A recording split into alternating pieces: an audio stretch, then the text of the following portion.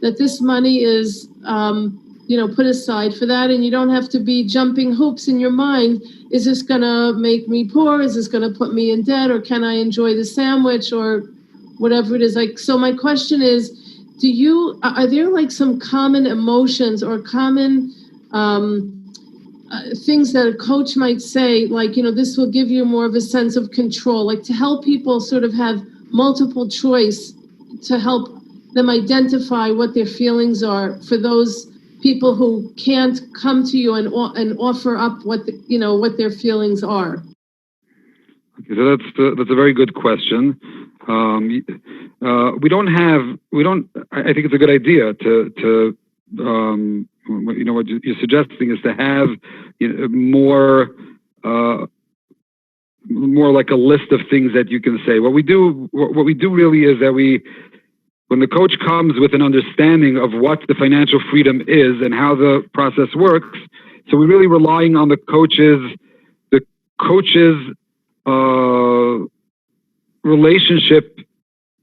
healthy relationship to the process and to finances. We're relying on that to allow the coach to express that to the family in the right place when necessary.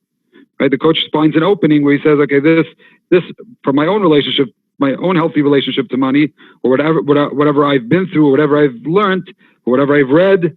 So he opens up with offering the family like the right nugget for them.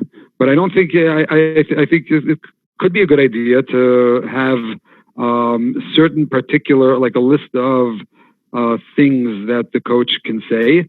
But I can't say that we do have a list of those things. But like I said, what we do is we rely more on the coach's own positive attitude, which is why positivity is so important, and the coach allowing himself to realize which positive attitude towards finances and towards the process he can share with the family when they need it. If I can ask another question or make a comment, is that within my couplehood with my husband, I'm the one that spearheads looking at the numbers, and my husband is very much not a numbers person, and I kind of have to pull him in, and sometimes I think the goal, I don't know, I'm asking this as a question, can a goal also be to just sort of warm people up to just staying in the awareness phase and being willing? I think people, I imagine, as with myself, one of the things that this course is doing for me right now is that it's giving me the support to look, to open up, the credit card, online, going online and seeing what's happening, in the bank account, and it's, it has made I've made several changes just from doing that. So you're saying that maybe the awareness stage can be stayed in for a longer time? Yes. Yeah, the awareness stage and the support, because there's so much, I don't know if this is with everybody, but like with Shia and his wife and myself also, there's so many emotions. It's so emotionally loaded. Right. Okay, so again, that's what I want to say about the 6 meetings.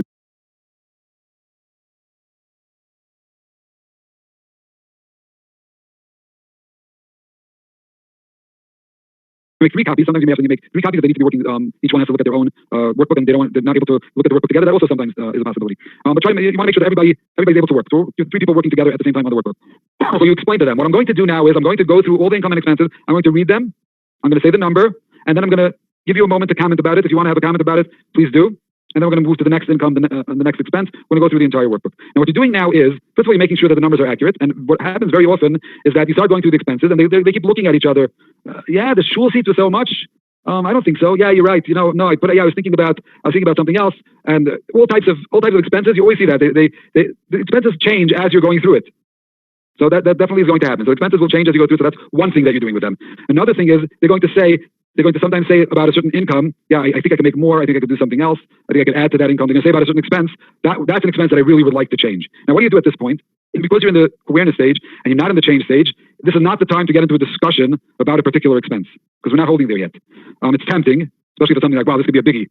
Like, we go on vacation, we fly to wherever it is every year, and we're thinking that we could do something local, and, that could be a big change. But you don't want to get into a big discussion about it, because now we're in awareness, and we have to get to the end of this workbook. We have to get to the financial picture. On the other hand, you don't want to ignore it. So you tell them, I'm going to make a star, or you let them make a star next to any entry that you would think is going to be something that we're going to spend more time discussing during the change stage. I'm going to star it now. So this way you've done both. You've acknowledged it, you haven't ignored it, but on the other hand, you can move on. If you make a star there, there's a comment section also, you can write a comment, whatever, short comment about it, then you move on. Now you're going through each expense and you're adding it up. Now, if you're working with the PDF, then you may have to actually have somebody sitting there, one of them sitting with a calculator and adding up the numbers, because they haven't added the numbers are changing. And now again, in pencil. If they're doing it on the PDF, it's got to be in pencil. So if it's in pen, and it happens sometimes, you forget to tell them that they should do it in pencil, it's in pen, and by then you don't know what numbers are where.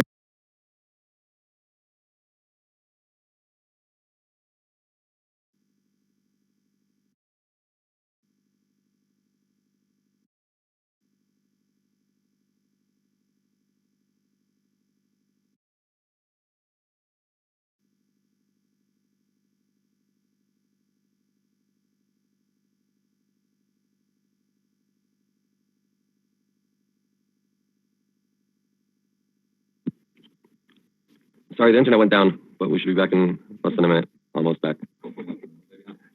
It's really nice every time you get through 3 hours and it actually doesn't collapse in the middle. So, Baruch Hashem, we made it pretty far.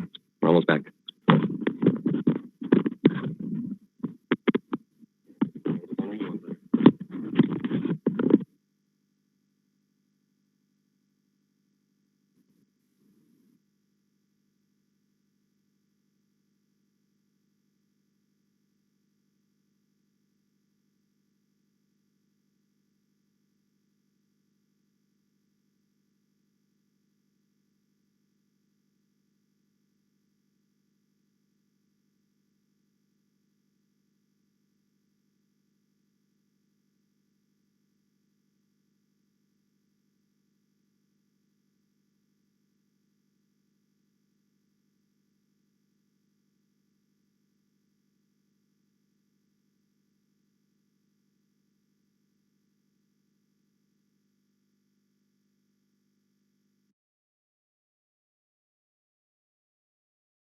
The number that they got. Now, they might not be aware, never have been aware of it, so they don't know if this is the number or not. But does it make sense to them that that's the number? Does it make sense that you have a surplus of $500 a month? Does that make sense? If you don't have savings, then then it must be that you don't have a surplus of $500 a month. So what's going on? So they have to make sure that they say, yeah, I'm comfortable with that number. That number makes sense to me, and that's where we're going to work. That's the number we're going to work with. Now, is it going to be?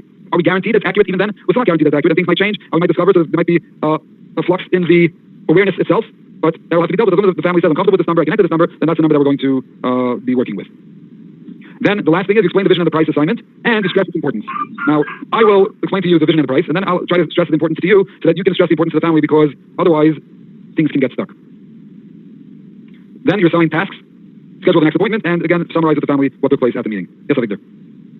I missed like 2 points ago. You said that to get to the number, you're saying something, if the number doesn't work out with the debt, then you can see there's something wrong. What did you mean by that? If there's a deficit of $5,000 a month for a year, and it's going on for a year, so we should see a debt of $60,000 somewhere. Right. And if the family doesn't, if they tell you, yeah, because I got bailed out, they say I got bailed out, so good, okay, so then, but that makes sense. But if they say no, nothing, we don't have debt, so then there's a problem. Then it works both ways. If there's a surplus, then there should be money going into savings, right? We should see where the money is. Then assign, like we said, okay, assign tasks, schedule the next appointment, give the family the summary. That's the structure of meeting number 2. So any questions about the structure? It's clear? Is that clear? I just want to go over, what was the family summary again? It's a summary that you give the family, that you discuss with them. If you saw at the end of the meeting, I spoke to Shia and his wife, and I said, what happened at the meeting? Just let them write down, you write down for them what took place at the meeting, so that they themselves can have a record of what happened at each meeting, so they can have that the continuity from one meeting to the next. It's like a story. Then they should be able to refer back and see what's been happening. That's going to be something that you're writing down for them as you have the meeting? If you're taking notes as you have the meeting, at the end of the meeting, there's a little discussion for a few minutes of what took place during the meeting. We do have a document for it, an official family summary for the family, but it doesn't have to be that official when it comes to the family themselves. You just want to make sure that you do summarize with them. So they get an idea of what took place during the meeting, and they don't feel like, okay, that was nice, it was a nice conversation. I don't know what just happened. I don't know what it had to do with the process. So there should be clarity both for you and for them, about what happened. Here's some challenges that they might come back with. Challenges of going to the time. So difficulty obtaining information. Here's where you have to start being a coach. I couldn't get the information. So respectfully, again, this is respectful. If there's something, a tendency to feel like to get into like a lecturing type of mode, or what do you think get the information? What's so hard? Or you might be tempted to do that, especially if you are very savvy in obtaining information. It might be very difficult for you to understand people who are not so savvy in obtaining information. You lose patience. Sometimes, I know how if any of you are a spouse who's tech savvy and there's another spouse that's not tech savvy, so sometimes we can lose patience with a little bit of patience with our not tech savvy wife. Like, what do you mean? Just click over there and it'll happen. What's the problem? So the same thing happens when clients come to you and they have difficulty obtaining information. If it's very easy for you to obtain information, you might be tempted to, you might not understand them, but understand that there are people who are not as good at doing those tasks. Can you mute somebody? Yeah, okay, that's good. Okay, so then, so they have difficulty obtaining information. You have to see, is it really that they're having difficulty obtaining information, or are they being lazy about it, or irresponsible about it? But open it up. It's a discussion. It's something, if you feel like anything can be brought into the discussion and you're open about it, but in a healthy type of way, you can ask them, let's see what's been going on, where were the difficulties? Let's see. If it's technical difficulties, see if you could break the task, like we said, break the task down into little pieces. It's interesting. One of you didn't like so much the schnitzel, I don't remember who it was. Didn't like so much the schnitzel parable because I think in America you preferred pizza. It's interesting because in England somebody actually, one of the coaches recently wrote us a summary that she made into a verb. She called it schnitzeling, and she said she's been working with some of her coaches clients, and we schnitzel. It's like a verb. It's the schnitzeling. So it's actually it's become so it could be like that idea that we're schnitzeling now, which means breaking the task down into small pieces. Thank you, Moshe. Breaking the task down into small pieces for them. So what was the difficulty in obtaining the information?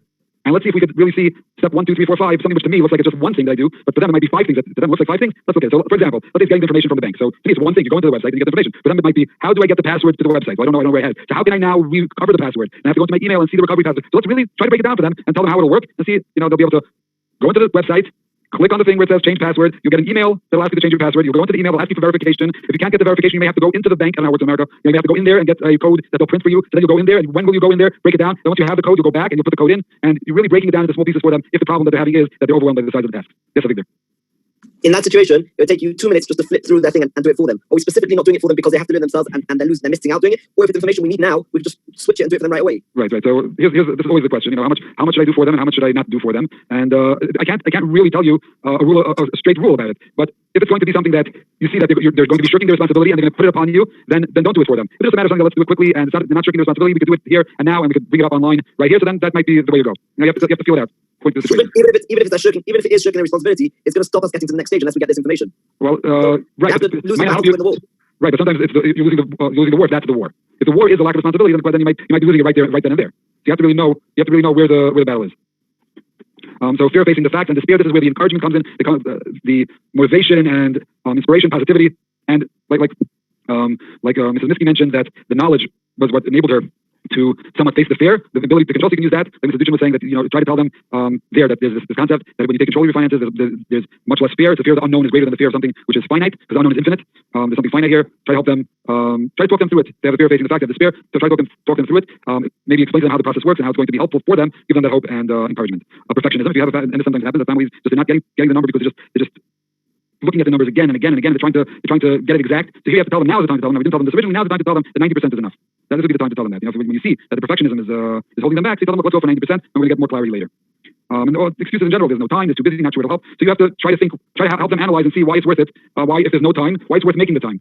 And sometimes you really will have a family that comes to a point where they just don't, the need is just not finding the need. They don't see the need to really move forward. Sometimes they could say, okay, this does happen. Family comes to a certain point that they suddenly increase their income, and the change takes place, and now they have a surplus. They're not really interested now in going on to the next stage. There'll be an example of they don't have the time for it, or whatever reason they have, they don't feel the need anymore. So that can happen at any stage. If the family feels I don't have time for this. If you're able to have a good discussion with them and to get them to see why there is a need, that's what you need to do. Then you're able to move forward. If you're not able to do that, and you're not able to get from them an acknowledgement that this is worth the time and it's worth the effort, then we'll have a discussion. We'll discuss with the supervisor to see what we do with this family. The family just doesn't. They don't feel that it's necessary. Just recently we had that where a coach is working with a couple and the husband just doesn't see throughout the whole, he doesn't see why it's all necessary. Even though to us as a supervisor and the coach, we see perfectly well why it's necessary, because he has to know what's happening in order for him to decide which expenses. We're talking about prioritizing his expenses, but he doesn't see why it's necessary. Just like, leave me alone. I could just let me just not. I'll try to be careful with what I spend, and that's it. He doesn't see the need. And we're trying to figure out what we could do to get him on board and to make him see the need.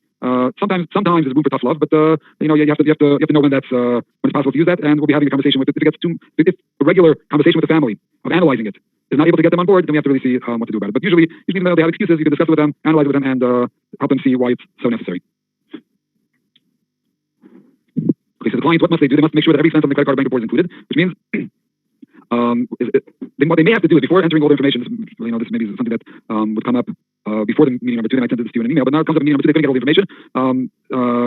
A way that they may want to do it is, to have a list of everything in front of them and not right away put it into the workbook, but to try to categorize it. Categorize each expense into one of the categories, and then once all the expenses are categorized, then to transfer it over into the workbook. Differentiate between debts and one-time expenses / one-time expenses and true household needs. This is just, when a family has a one-time expense, and it's really a one-time expense, it's not something that comes up normally, even though we would like them to have an emergency budget that covers that as well, but help them see what are the regular expenses that are going on in their lives as opposed to debt. Like we have the two numbers. We have the number and the temporary number. The temporary number is because they're paying back debt, and they have to know that it's a temporary number. This that you're dealing with and you're paying back the debt, that's because of something that happened in the past. That's because of your financial behavior up till now, but that's not what's going to be the long-term situation. And we have to help them psychologically distinguish between these two things. This is debt, this is one-time expense that happened, but what are my regular day-to-day expenses or even year-to-year expenses? Understand the advantage of seeing a comprehensive picture so that the client has to really understand. So you talk to them. Once you have the picture, you say, what you have a conversation about look at the clarity that you have now. How does that feel? What does that do for you? What's your relationship to the clarity that you have now? It might be positive, it might be negative. I mean, it's usually positive, but it may be negative. Maybe, oh my gosh, I didn't think it was so big. Talk to them through that also. Help them understand the advantage, why there's an advantage to that. Now that they see the entire picture, that they have something that they can work with and not be just groping in the dark. And then you help them feel the power. Finding the number, connecting to it. This is something so what's the word I'm looking for? It's something that's so tangible. It's something so that went from being so abstract and I don't know what I'm dealing with to a very tangible thing that they can hold on to. It's the number. Feel the power of this is what I have to deal with. It's clear. I have 5,000, 10,000, whatever it is, whatever my deficit is, but it's so clear that this is what it is. It's tangible. This is what I have to deal with, and I'm going to go and attack this number. I'm going to do whatever I need to do, whether it's income enhancement, the streamlining, whatever it is. This is the number that I'm going to deal with. It gives a sense of power when you have the number in your hand. And once you've done that, now it's time to present the vision. So what is the vision? Let's take a look at page. This is page 63 in your workbook. I mean, not your workbook, your hand, sorry, the training handbook. Okay, so I want to read this to you. This is written by Yisrael Gutman, who was the Israeli coach trainer. He'll never forget the session with a couple from a small town in northern Israel. We were at the building a vision stage. Should I zoom it in more? Can you read it on your screens? Zoom it in a little more. We were at the building a vision stage. The part needed to fuel the entire process. Listen to those words. The part needed to fuel the entire process. The vision is the fuel, it's the energy, it's the engine that really helps the change take place. When you're talking about couples that need work, you're not talking about couples that just need advice, they need work, you're gonna have to have a vision. So anyway, the party needed to fuel the entire process, and the family made the following statement. Our vision, it's an interesting vision, our vision is to open a Mesila branch in our town and to hold a gathering with hundreds of people from the local community. At the gathering, we'll present our story, how we were in a hopeless financial situation, how our income had dropped while expenses had gone up, how because I was home more, I began going out for coffee, just 15 shekels each time, a few times a day, and incurred a lot of other expenses. That was until we came to Mesila, who helped us pull back from the cliff. It's interesting that already at that point, it must be that they felt so confident in the coach that at this point they're already convinced that it's going to work, and who helped us pull back from the cliff. We'll tell how we now live a calm, peaceful life and give our children everything they need without arguments or misunderstandings between my wife and me regarding the usual requests. When she needs new shoes, fine, we'll listen to the budget, no problem. There doesn't have to be an argument. Let's look at the budget. I wanted to develop the subject with them further, so I stood the husband up with a microphone in hand, and he pretended to actually make that speech in front of hundreds of people. Now, what's happening here is, let me just read a little more. One cannot imagine what pushed this gate to the entire process. The family understood that they were moving towards something achievable, that in the end, they would even be able to help other people along the way with a magnificent vision packed with power. So what's happening here is, we're using the power of imagination, the Bali must call it the Koach HaTzir, to actually help the family place themselves in a better place. They're envisioning themselves in a better place, not just describing what they would like it to be, but to actually put themselves there, project themselves into the future. Project themselves into the future, a brighter and better future, project themselves there, and from that place where they now are, to describe what it looks like. It's so powerful. It's hard to describe how powerful that is. Stephen Covey calls it the mission statement. Look at your eulogy, imagine your eulogy, whatever you want to call it. But it's an actual placing yourself forward in time in a better, positive place and describing it from within that place. It's very powerful. I had one couple also that came to me that when they came to do the vision, they had trouble writing the vision, but he was a speaker. And he said, I think it's better if I speak the vision. That's what I do. I'm a speaker. I don't really write so well. I'm not a writer. I'm a speaker. I'm an orator. Let me speak the vision. He said, okay, go ahead. So he wrote his notes. He had his notes. But then he actually went and he started speaking at the meeting. He was saying over his vision. And it was so powerful that he actually started tearing up at the meeting. And his wife was crying. I was even tearing at the meeting. Because it was so powerful to see him in that place. That was the language that he spoke. So even though the way we presented is to write a vision, but the language that he spoke was the language of speech. We've had couples who painted. The wife painted the vision. She's a painter. She still paints the vision. She made a painting that described what things were going to look like. That's what we wanted to do. We wanted the family to project themselves into the future as far as they're able to. Some people can look further down. Some people it's harder for them to go 5 years down, so they'll only be able to do a year. But we wanted to project themselves far enough that things are already better. They're in a better place. Describing the better place.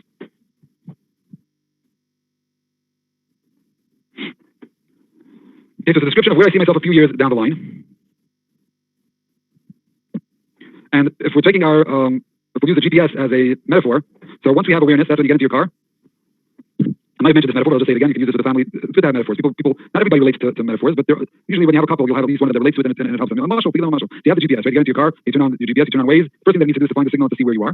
That is the financial picture. The financial picture is figuring out where we are. The next thing that you need to do is you need to put your destination into the app. You have to tell where you want to go, and only then will it present you with your options of how to go. Less traffic, or you want to get there more quickly, less tolls, whatever it is. It offers you the options, but you're the one who has to decide where you want to go. And you have to tell it where you want to go. So for a family, the vision is tell me as a coach where you want to go, and then we can discuss how to get there. But you're going to have to tell me where you want to go. In order to tell me where you want to go, you have to be able to actually envision it. You have to know that. You have to believe that place exists. You can't go someplace if you don't believe that place exists. You have to believe that the place is a reality that exists, and then try to go and get to there. Okay, so the purpose of the vision of the financial process, like I said, it's until now we've been dealing with a lot of with pain. Family that comes to Masila, usually if they're coming out of pain, we want it to be not just running away from pain. We want also to have that positive love, meaning they're looking for something, they're going towards something, not just running away from something. Both those two things working together are going to be a strong motivation. We have to build that up. What are we striving for? And then it becomes not only a necessary process, but actually becomes an exciting and enjoyable process once it is a powerful vision.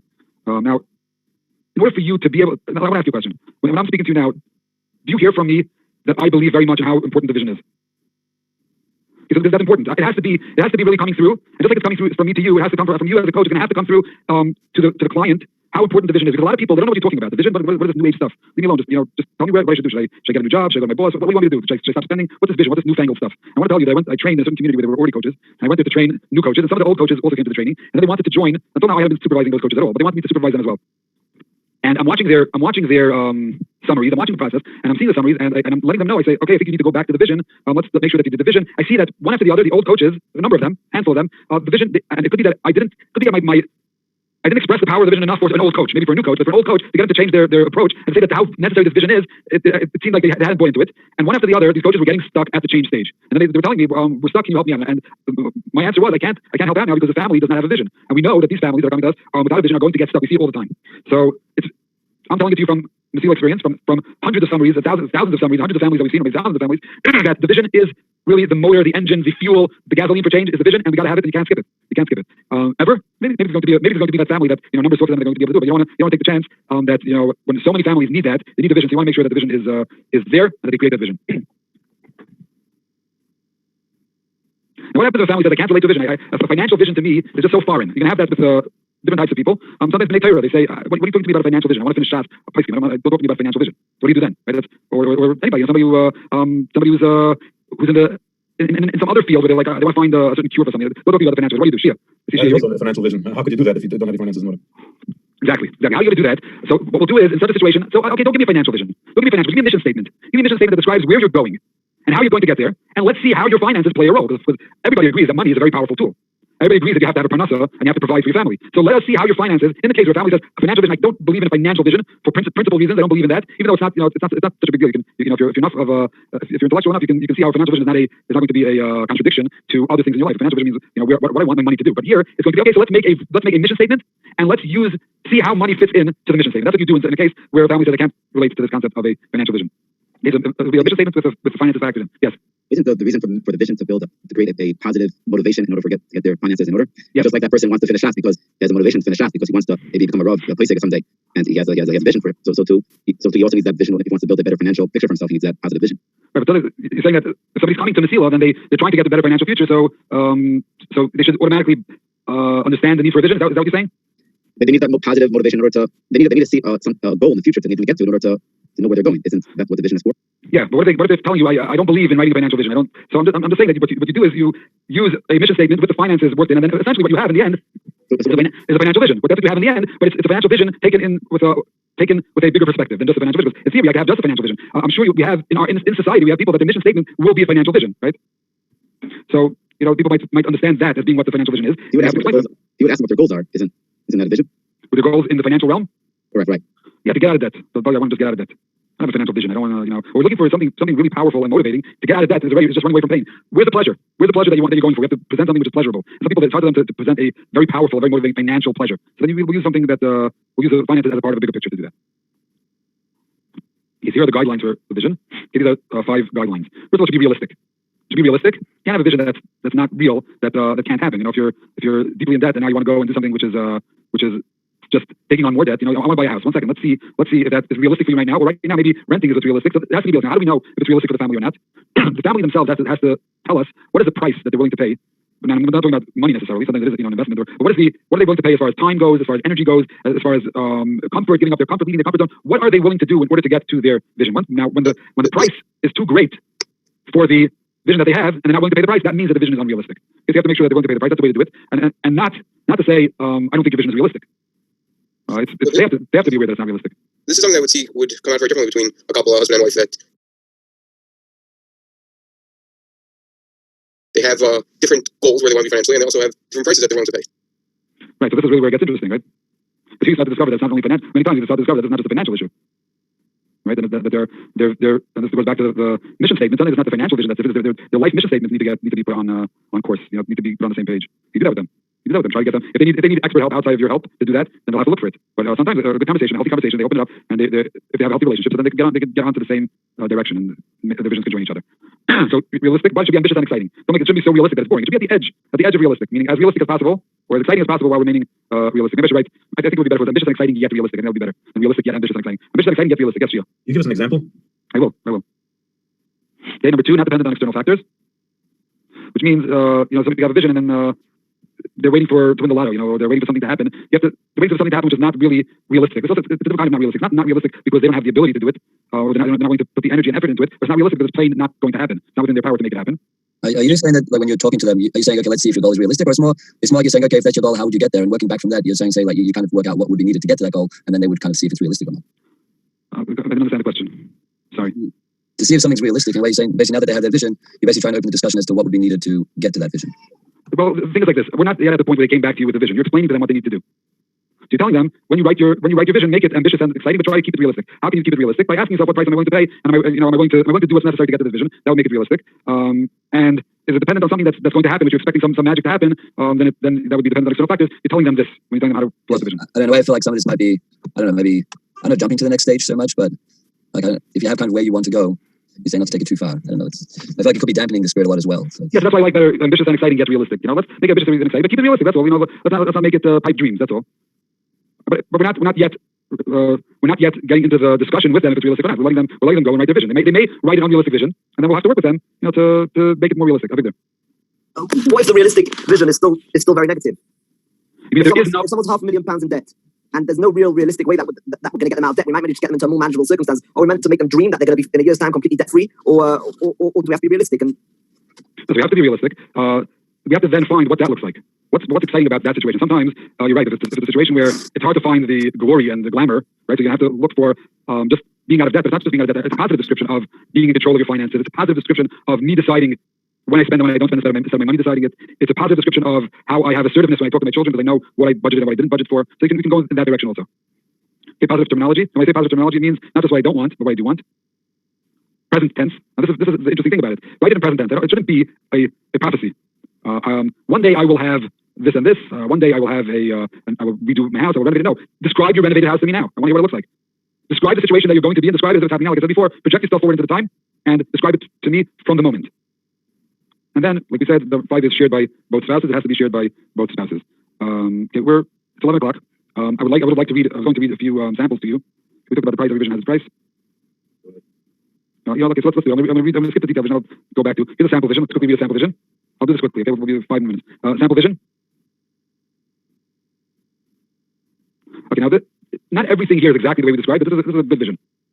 You see that this is a family that's interested in working. So we are on a challenging yet exciting financial mission that will enable us to be more relaxed and overall make a better living experience. To enable this, and now they break it down. In 1 year from now, we are living within our budget monthly and are accountable for all money spent. We are able to pay back half our debt and putting away at least £200 per calendar month for our children. In the medium term, we are now in a much more stable financial situation. Right? So with 1 year from now, in a medium term, we are able to be more free with our budgeting and have more money to spend on a monthly basis. Notice the present tense. We are able to put away at least £1,000 per calendar month for our children and £1,000 for expenses that come up. House repairs, car expenses, holidays. We have private health insurance. We are able to give 10% of our income to charity. Long term. We are able to buy a really nice house, so we do ours with lots of bedrooms and living space and big garden. We can afford decent cars. This is a real financial vision. These people want to be wealthy. We can afford decent cars and have a pot of savings for when we need anything. We're able to give freely to tzedakah. We're able to buy investments. Notice the exclamation point there. What price am I willing to pay to attain the vision described above? 1. We're willing to squeeze our monthly budget and not have all the luxuries and comforts. We're willing to cut down on food we buy and shop in less pleasant places.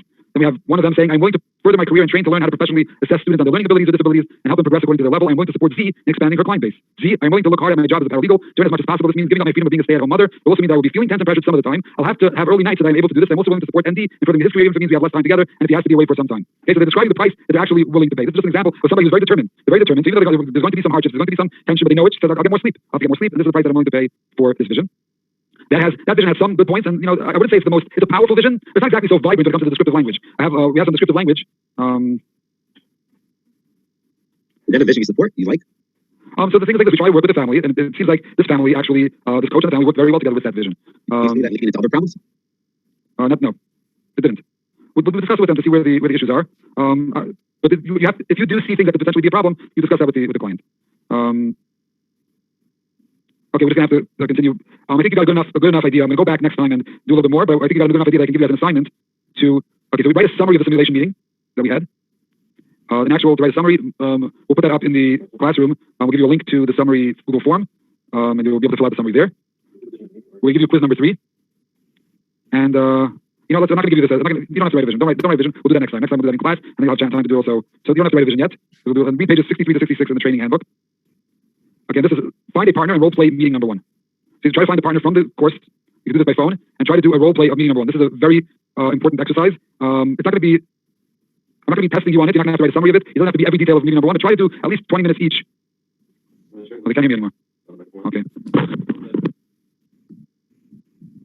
Because they don't want the name listed or shared. Just let me know. Can you hear me? Yes. You can hear me? I can't hear anybody. Somebody talk? We hear you. We can hear you. Okay, so you talk now? So can you hear me?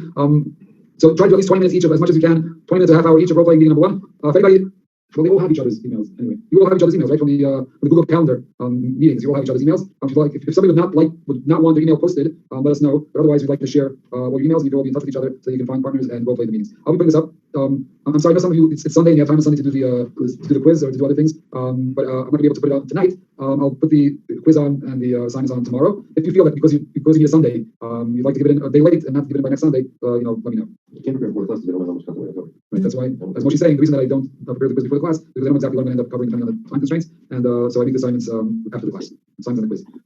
Okay. All right. Very good. Be well all, and it was once again a pleasure, and we'll see you next week, Mr. Shen.